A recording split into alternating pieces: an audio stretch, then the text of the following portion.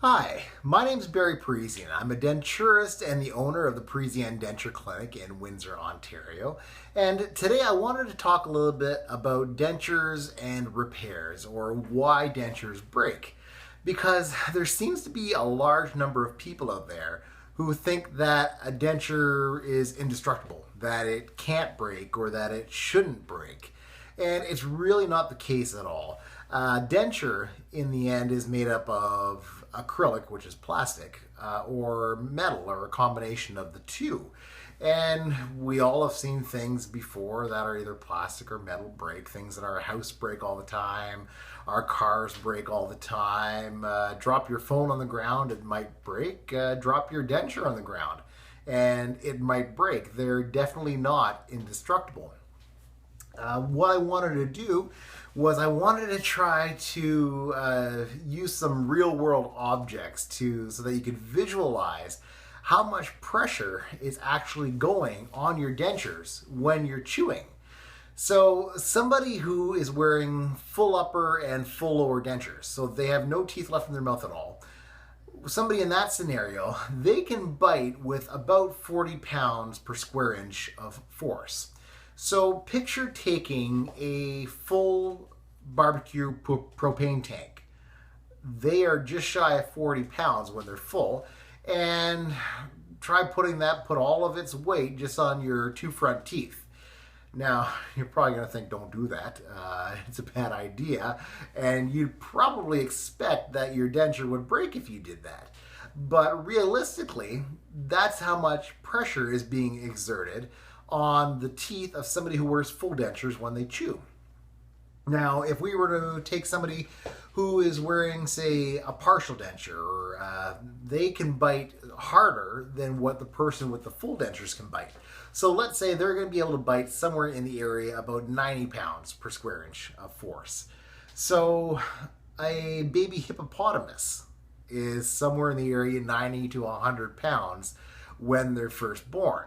So picture taking this hippopotamus and putting it on your two front teeth. And the reason I say the two front teeth is because they're probably roughly about an inch wide. So kind of picture that area square, and that's what you end up with. Take that hippopotamus and put it on those two front teeth. All of its weight going on those two teeth is about how much pressure is being exerted for somebody who wears a partial denture. And then if we were to take somebody who's had implants placed and is wearing a fixed or permanent set of teeth, the ones that don't come out, they can bite pretty much as hard as somebody with natural teeth can. And with our natural teeth, the human jaw can bite with about 140 pounds per square inch of pressure. So imagine taking a person and putting them, all their weight, on just your two front teeth. That is about how much pressure is going on those teeth when that person with implants bites together. And again, normally you'd say, oh, don't do that, it's gonna break. But realistically, that's what's happening. And so when you look at things in that way, in these real world objects that we can visualize, it's amazing that our dentures, or the teeth on our dentures, don't break more often than they do. Now, some of the things that you can do to help avoid breakages to your dentures. The first is make sure that they're always fitting good, because a loose denture that's moving around in your mouth is much more prone to breaking than a good fitting denture. An upper denture, which is loose, what's going to happen is it's going to get to a point after it's been loose for a certain amount of time that it's probably going to crack right down the middle. And it'll happen right between either the two front teeth or one tooth over. And the reason for that is that the bony ridges where all of your teeth used to be, those shrink. They shrink up, or the bottom denture, they shrink down, basically a little bit by little bit every day. And the roof of your mouth is the only part of your mouth that doesn't shrink after you've had teeth extracted. So what happens is when you're biting, so let's say the bone, the ridges have shrunk up, so now the denture's not supported like it was and is pivoting on the roof of your mouth, And when you bite, the denture can now flex because that bone has shrunk up. So there's a space. The denture can flex when you bite. And what happens? It flexes and flexes until it gets to a point where it can't handle it anymore. It's done it enough times that it's going to snap right down the middle. For a lot of people, that's the indication that their denture is loose and they need to get it repaired. Some people will come in and they say, just repair it. I don't want to get my teeth tightened. I don't even want any work done to them.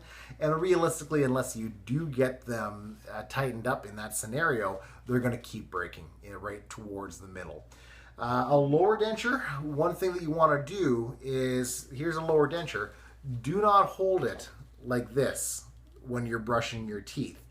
Because we all know when you're brushing your teeth, we all know that there's a fear that the denture could drop in the sink and you could chip a tooth or actually break the denture right in half. So what do we all do when we don't want to drop something? We normally hold on to it harder and we squeeze harder. Now, with a lower denture, and I almost dropped it, I'm in the right place if it does break. With the lower denture, there's nothing in the middle here. So the harder you squeeze, these two pieces at the back here, they can start to flex. And you squeeze hard enough and you're going to break the denture in half. And it'll be somewhere up towards the front or just to the side, kind of where the canine teeth are, that it will break. So when you're brushing your lower denture, make sure you just hang on to one side because you can press as hard as you want on that one side and nothing's going to happen. So just do that, brush it, change sides, brush it. That's one thing you can do to avoid breaking your lower denture in half. The other thing you can do is make sure you keep some water or a dishcloth or a face cloth in the bottom of your sink. Either the water or the face cloth will help absorb the shock of the impact if you do drop your denture in the sink. And chances are your denture will most likely be fine. Hopefully it doesn't break. The good news though is that if your denture does break, it can normally be fixed without any problem. I know at my office, they can be fixed while you wait. It takes about an hour to fix them, depending on the severity. If for some reason your dog gets a hold of your dentures and chews it to bits, and believe it or not, it happens much more often than you'd think. Those are the cases where it ends up being like a jigsaw puzzle, and sometimes we can't fix it, and unfortunately you need to have a new denture made. But most of the time a denture can be fixed up and you won't even really feel like anything had ever happened. So I hope that brings to light a little bit on why dentures can break, why they're not indestructible, and some of the things you can do to help avoid breakages. So if you have any questions, please write them down below, or if you have any suggestions for any videos that you'd like to see, I'd love to hear from you. Take care.